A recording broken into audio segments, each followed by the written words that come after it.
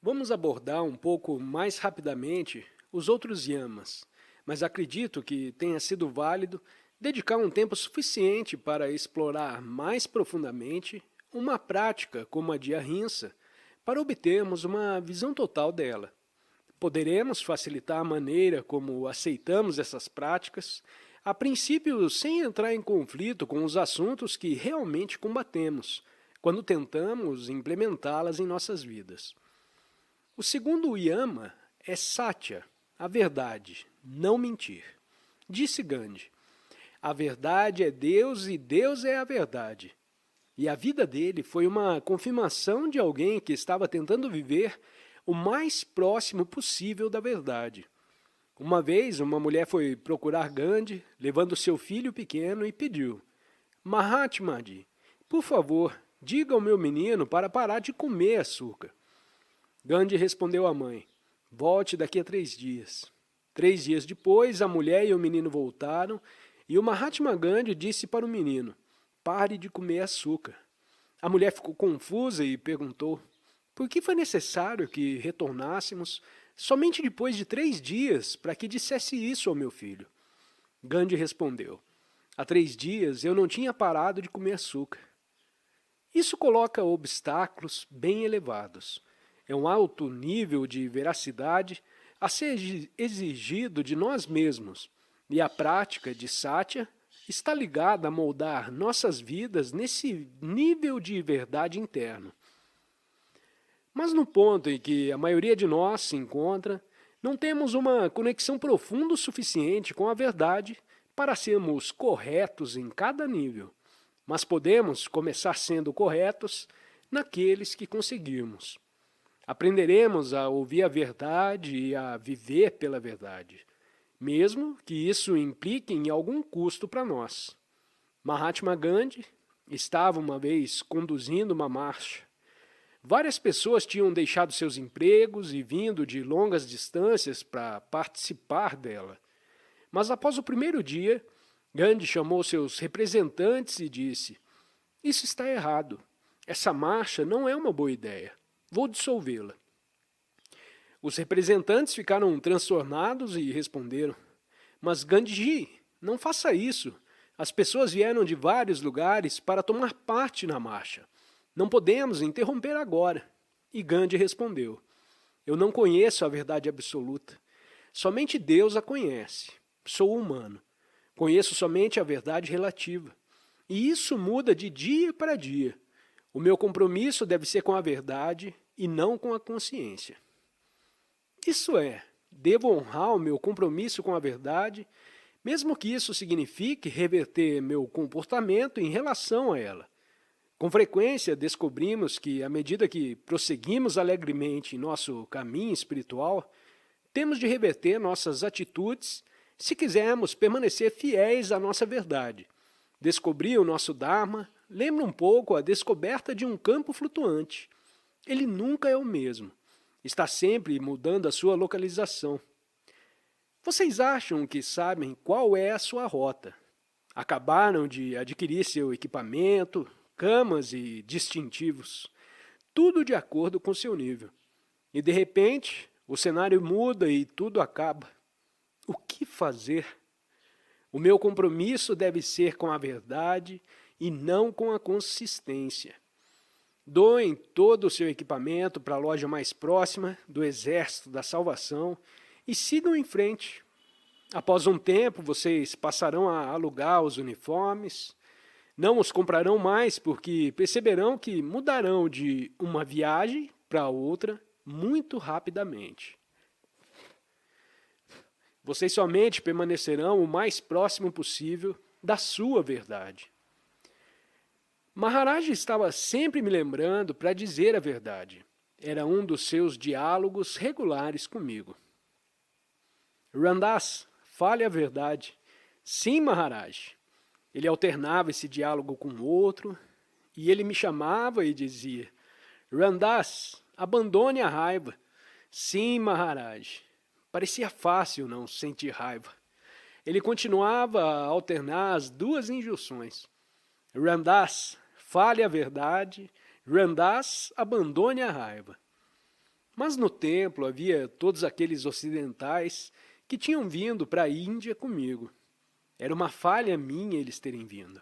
Maharaj me aconselhara a não falar dele para ninguém, mas eu falara.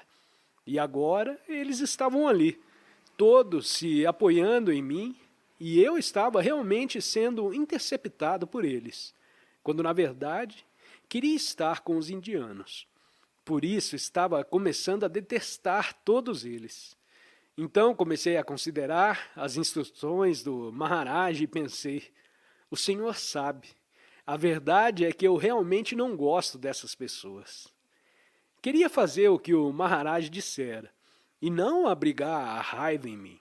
Por outro lado, tudo o que sempre fizera no passado foi ser um bom menino e pretender não ficar com raiva. Tinha abdicado da verdade para não parecer raivoso, mas por dentro eu era um caldeirão permanentemente fervente.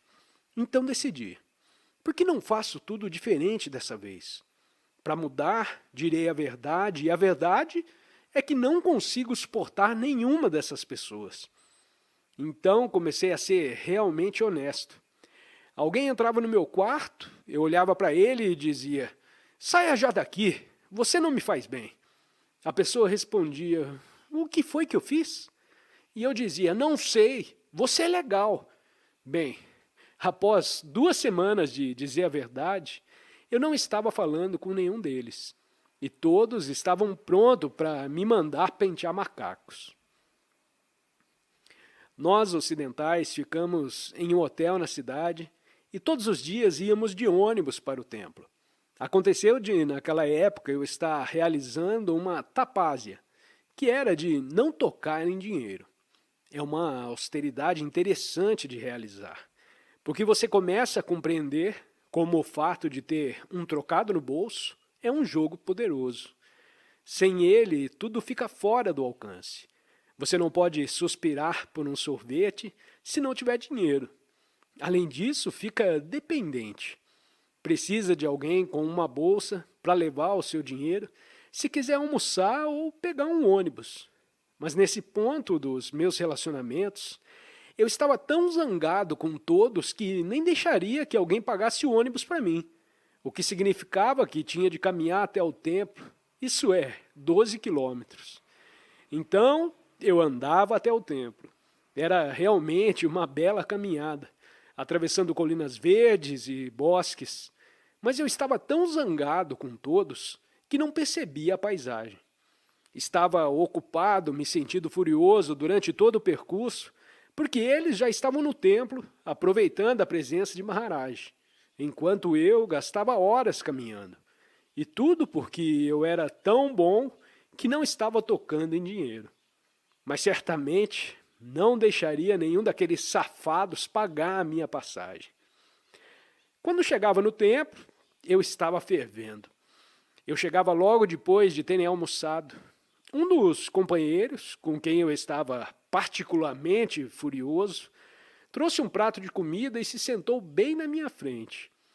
Eu não quis receber o alimento das mãos dele, e por isso peguei o prato de folha e joguei no seu rosto. Do outro lado, Maharaj assistiu a tudo. Ramdas? Atravessei o salão e me sentei diante dele, e ele perguntou, há alguma coisa que está te perturbando? E eu disse que sim. Não consigo enfrentar o Adharma, não consigo suportar isso em todos nós, que nos leva a uma ilusão mais profunda. Não consigo suportar isso neles. Eles são tão impuros. Não consigo suportar isso em mim. Na verdade, odeio a todos no mundo, exceto o Senhor. E então, comecei a chorar. Não somente a chorar, mas realmente a soluçar e lamentar. Maharaj tentou me consolar.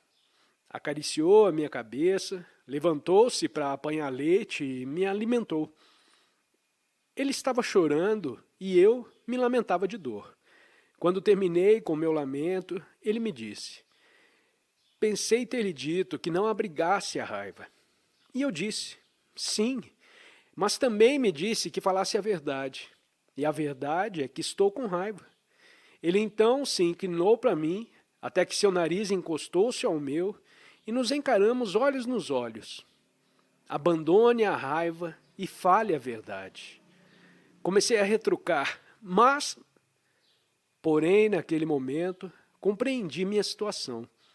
Ia dizer a ele que eu não sou assim, e naquele instante vi diante de mim a imagem de um caixão, e no caixão estava uma imagem de quem eu pensava ser. E o Maharaj estava dizendo para mim, estou lhe mostrando quem você é, e quem você será após ter acabado com quem pensa que é. Então olhei para todas aquelas pessoas, todas a quem detestava, e vi que um pouco além da superfície, com uma pequena mudança no olhar, eu as amava incrivelmente. De repente vi que a única razão de estar zangado com elas era porque eu tinha um modelo de como eu pensava que deveria ser, que era diferente do que acontecia. Como você pode se zangar com alguém por ser o que ela é? Estará tentando brincar de Deus? Eles estão somente sendo aquilo que Deus as fez. Por que você se zangou? Alguém está mentindo para você?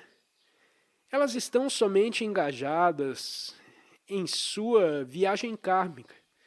Por que você está transtornado? Bem, não achei que estavam mentindo para mim. As expectativas. Esse é o seu problema. Na próxima vez em que ficar zangado, observe mais de perto aquilo que o está deixando zangado. Compreenderá que sente raiva porque Deus não fez o mundo da maneira que você acha que deveria ter feito.